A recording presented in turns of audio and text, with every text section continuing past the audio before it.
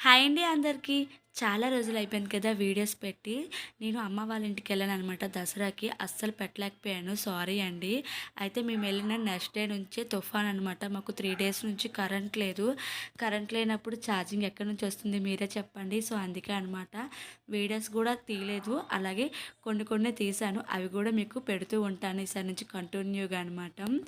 అయితే మాకు చాలా ఇబ్బంది అయిపోయిందండి కరెంట్ లేక అయితే. ఈ దసరా అయితే పూజ ఎలా చేశామో కూడా అర్థం కావట్లేదు. అస్సలు గ్యాప్ ఇవ్వలేదనమాట.